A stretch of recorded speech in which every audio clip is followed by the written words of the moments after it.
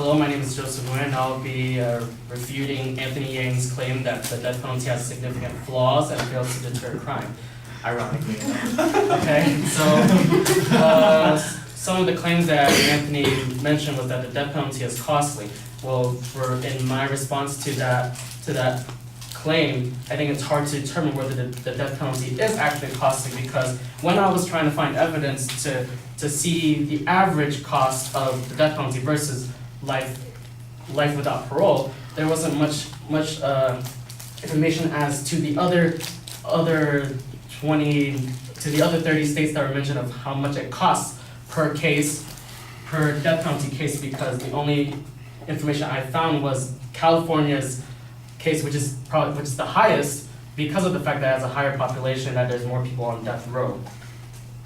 And the only counterclaim that I can make for that claim is that the death penalty is costly because of the legal system implementing multiple steps. In order for you to go through the whole case, once you're convicted of it too, there's also multiple appeals that you have to do. There's the direct appeal, which is right before you're convicted, and 2 post-conviction appeal cases that you have to make before that, thus allowing for the cost of the death penalty to be significantly higher than the other cases that were general or just life without parole.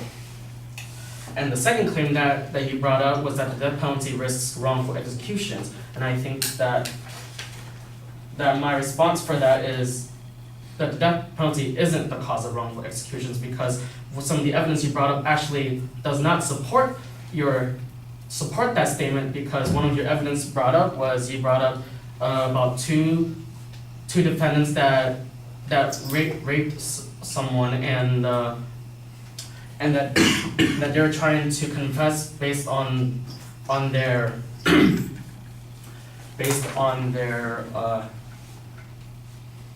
that they were not mentally there, and it took them until 2014 to be able to prove that they were free.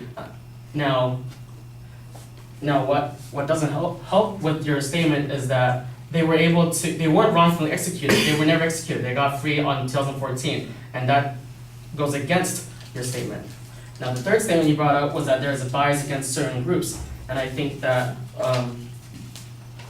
that there is no real bias in who's executed, because I was looking at a pie chart that was on a website called the Death Penalty Information Center. The number of defendants that are getting executed has 55.7% are white, 34.4% are black, 8.2% are Hispanic, and the rest at 1.6%. This actually goes against your claim that jurors are more likely to push for the death penalty if the defendant is Latino or African American, and they contradict each other.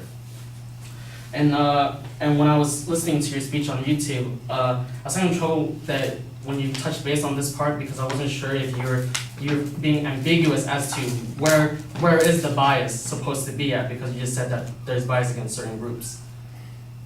And so in short, I want to say that I think that it's difficult to try to refute that the death penalty has some problems in its system, but I also think that we need more evidence provided against it. Thank you.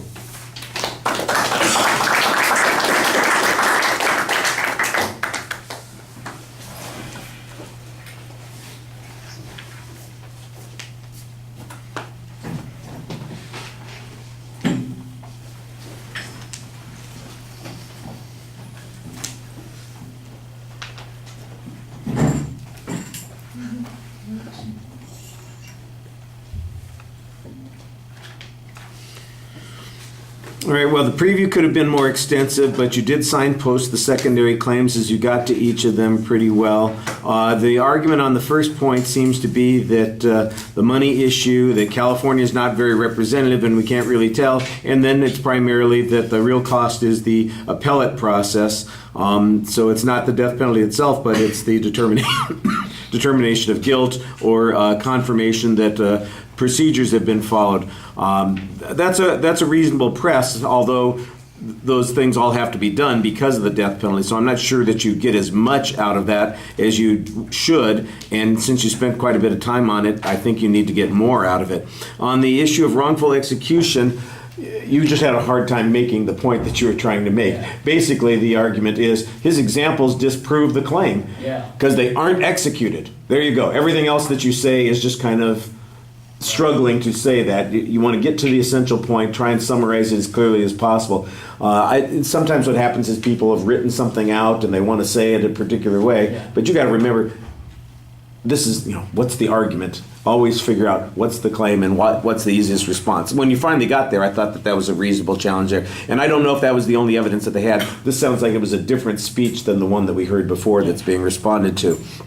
And then the bias argument, this is the one place where you presented some pretty convincing evidence statistically about who is executed, and you had some numbers that are going on there, which I don't remember what the advocate's information is on these particular points, but you've got good counterclaim information to support your point. And then you charge that basically there's a lack of specificity in their particular claim, and I suppose that that's a good press to have also. All right, thank you.